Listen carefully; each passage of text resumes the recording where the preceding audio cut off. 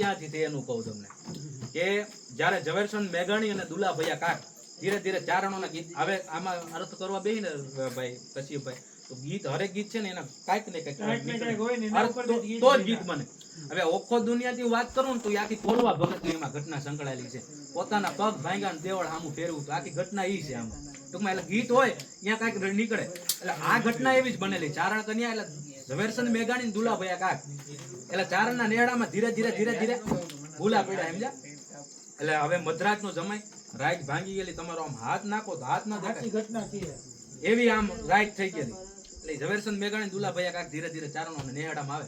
એટલે ચારણના નેહડામાં આવે એટલે હું દૂધની નિયમિત તાહળીઓ ભરે. ચારણ રબારી ભરવાડ આહી આ તો પેલા નેહડામાં જ રહેવા વાળા. હજી અમારા રબારી ચારણો તો ભેગા જ રહે છે નેહડામાં જાવ. એટલે ભાઈ બેઠા એટલે મહેમાન પધારે એટલે દૂધની તાહળીઓ ભરી ચારણો એટલે મારા બાપ મારા હામ સમજ્યા. અને ટૂંકમાં અભણ માણસ ભલે અભણ છે પણ નો ડાઉટ એને છે ને દુનિયામાં એને કોઈ નથી ભૂગ્યું એવી એની મગજ શક્તિ એટલી. એટલે ટૂંકમાં એની પાસે જઈને ટૂંકમાં કોઠા ઉજ વાળા માણસો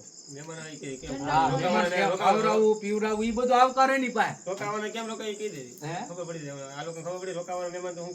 હા હવે દાખલા તરીકે મહેમાન આવ્યા એટલે ટૂંકમાં એને ખબર ના પડે એમ કહ્યું કે ભાઈ રોટલાનું અંદર કરી નાખો. આપણે તો પૂછી કે હવે જમવાનું છે હવે ઈ ના પૂછવાનું જમવાનું જ હોય. રાત વાહો આવ્યો ટાઈમ થઈ ગયો ખબર જ હોય લાકડી મૂકતા ખબર પડી જાય. આમાં પ્રકારો લાકડી હોય ને લાકડી જો આમ ઊભી મૂકે તો સમજે કે આ ચા પાણી પી નીકળી જવાના છે. પણ હા કે મારો બાપો લ્યો આ લાકડી ઊંધી નાખે એટલે સમજી લેવો આ રોકાવાનો છે. આ મારી મહેમાન ગતિ જાવ ને તમે આ લાકડી અહીંયા મહેમાન આવ્યો લાકડી લઈને આવ્યો લાકડી આમ ટેકાવે આમ લાકડી પેલાવે ચારણભાઈ આ લાકડી ભેગ્યું આમ ઊભી ટેકાવી તો સમજી કે ચા પાણી પી નીકળી જવાનું. પણ જો આમ આવીને ખાટલા બેઠો હા મારો બાપુ આમ લાકડી આમ મૂકી એટલે સમજાય કે હવે આ રોકાવાના છે બધું આપણે કરી દેવાની છે. પછી હવે ઘટના એવી બની કે આ એને બસ લાકડીયું બાકડીયું મૂકી એટલે ખબર પડી ચારણો કે આ રાઈટ રાહ ઉભો કરવાના છે. એટલે કે અમે તો ટૂંકમાં આ તો કવિ લેખકો હતા ઊંચા ગજાના કે અમે ચારણો છોકરાઓને બોલાવ્યા નાના નાના દુવાચંદ બોલાવ્યા ને લખે. હવે એમાં ઘટના એવી બની કે દૂધ ને ચારણો ની થાય પેલા ચારણ નેડે જાવ સાય પાય ને ભેગું દૂધ પાય. પેલા દૂધ ની તાળ આવે પછી ચા પાય.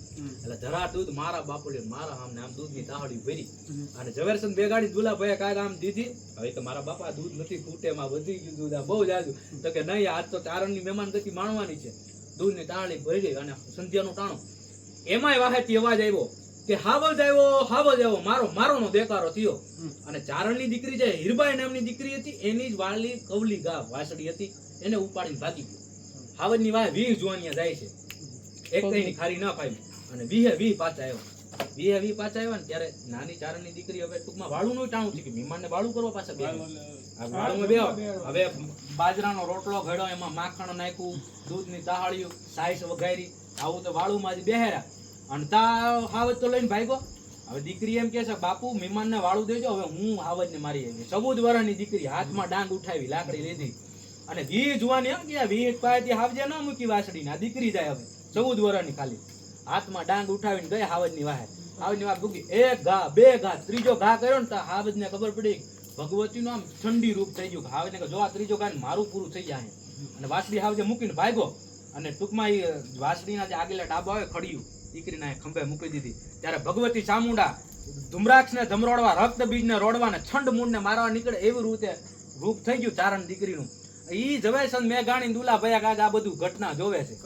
હા એટલે ઝવેરચંદ મેઘાણી કીધું કે હવે કાગળ ને કલમ આપો મારે તો કવિતા લખવી આના ઉપર. અને પછી કવિતા શરૂ થઈ કે હાવજ ગરજે વનરા વનનો રાજા ગરજે ઐરાવતનો એરી ગરજે કડપા તળિયો જોતો ગરજે ભોફાડી માટેલો ગરજે જાણે કો જોગંદર ગરજે નાનો એવો સમુદર ગરજે ક્યાં ગરજે બાવળના ઝાડામાં ગરજે ડુંગરના ગાળામાં ગરજે કણબીના ખેતરમાં ગરજે ગામતણા પાદરમાં ગરજે નદીઓની ભેખડમાં ગરજે ગીરોની ગીરમાં ગરજે ઉગમણો આથમણો ગરજે ઓરોને આગેરો ગરજે થતર કાપે વાડામાં વાસરડા કાપે કુબામાં બાળકડા કાપે મધરાતે અને પંખીડા કાપે જાડતના પાંદરડા કાપે પહાડોના પથ્થર કાપે સરિતાઓના ઝડપડ કાપે સૂતાને જાગંતા કાપે જણને ચેતનતા પગ કાપે. અને હાવજની આગ ઝબુકતી હતી આખી લાળ છોડ એવી આગ જબુતું કારણ કે વાદળમાં ત્યાં બીજ જબુકે ને એવી તેની આગ જબુકતી હતી. એટલે કીધું કે આગ જબુકે કેવી એની આગ જબુકે વાદળમાંથી બીજ જબુકે જોટે ઉગી બીજ જબુકે જાણે બે અંગાર જબુકે હીરાના શણગાર જબુકે જોગંદરની ઝાડ જબુકે વીરતણી જંજાર જબુકે ટમટમતી બે જોત જબુકે આમે ઉભું અને પછી હવે જે મોઢું પાડતો ધરતી થી આકાશ સુધી લ્યો તો એવું તેનું જડબું ફાડતો હતો. એટલે કીધું કે જડબા ફાડે ડાચા ફાડે ડુંગર જાણે ગુફા ઉગાડે યમરાજાનું દ્વાર ઉગાડે પૃથ્વીનું પાતાળ ઉગાડે બરસી સરખા દાંત બતાવે લસલસ કરતી જીભ ઝુલાય. અને આ ઘટના બની ત્યારે આમાં કોણ કોણ ભાગીદાર છે, કોણ કોણ ઉભા છે, કોણ કોણ એવા ચારણના નેડા મેં તમને પેલા કીધું રબારી ભરવાડ ચારણ દરબાર આહીર કાઠી આ બધા ભેગા જ રહેતા જંગલમાં. ત્યારે ઉઠ્યા કોણ કોણ કે બહાદુર ઉઠે બડકંદાર બિરાદર ઉઠે બરચી લેતો ચારણ ઉઠે ખડક કેસતો આહીર ઉઠે બરચી ભાલે કાઠી ઉઠે ઘર ઘર માંથી માટી ઉઠે ગોપો હાથ રબારી ઉઠે છોટો લઈ ઘરનારી ઉઠે ગાય તણા રખવાળો ઉઠે દૂધ મલા ગોવાળો ઉઠે માનું દૂધ પીનારા ઉઠે જાણે આદ મિનારા ઉઠે. અને હાવજ તો ભાગ્યો અને ચારણની દીકરી જે આખું રૂપ જોતા હતા ને ઝવેરચંદ મેઘાણી એ ભગવતી દીકરીનું રૂપ કેવું લાગતું હતું.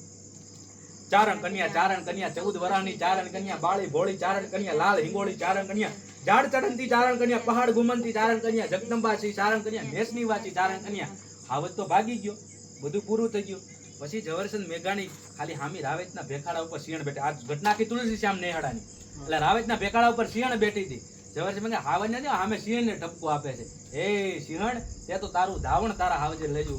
એક આવી 14 વર્ષની નાનકડી દીકરી જ જાગ્યો તારું હાવજ નકર હાથી જેવા હાથીને પાડી દે કે હરિયલ ઘરે ના હોય કે જેના ફળિયામાં કુંજરડા ફરે પછી એને વહીની વાટું ન હોય કેહર બચાને કાગડા હાથી જેવા હાથીને જો એક થપાટ મારે ને તો એને નાખી દે. ઈ હાવજ એક આ 14 વર્ષની દીકરીથી નાનીથી ભાગી ગયો. એટલે કીધું કે ભયથી ભાગ્યો સિંહણ તારો ભડવીર ભાગ્યો રણમેલી ને ભાગ્યો હાથીનો અણનારો ભાગ્યો મોટો વીર મુછાળો ભાગ્યો નરથી નારીથી ભાગ્યો ના નાનકડી છોડી.